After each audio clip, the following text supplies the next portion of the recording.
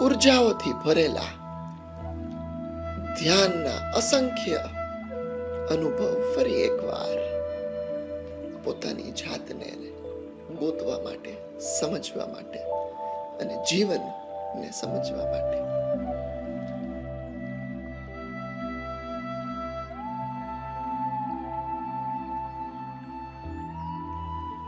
મનુષ્ય એક જ એવો જીવ છે આ પૃથ્વી પર જેની પાસે ધ્યાનની તાકાત છે. ધ્યાનના અસંખ્ય રસ્તાઓ છે, પદ્ધતિઓ છે. કુદરતની નજીક જવું એમાંનો એક રસ્તો મારી દ્રષ્ટિએ સહેલામાં સહેલો.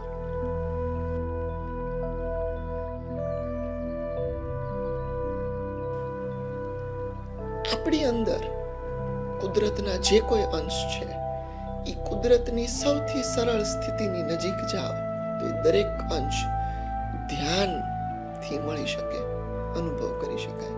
જેમ કે ઝરણું વહેવું, વૃક્ષ, જમીન અને પશુ પક્ષીઓ, આ દરેક કુદરતનો જ પ્રકાર છે, જેમ મનુષ્ય છે.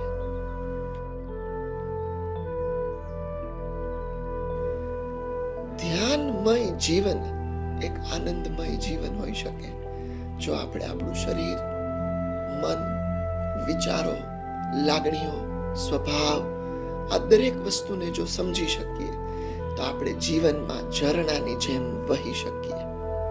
જો આપણે બે ધ્યાન જીવીએ છીએ, આપણને આપણી ઉર્જા, વિચાર, સ્વભાવની જો કાંઈ જ ખબર નથી, જો આપણે પૂરેપૂરી રીતે બે ધ્યાન છીએ તો આપણે જીવનમાં પૂરેપૂરી રીતે સફળતા મેળવશું, પણ દુઃખની.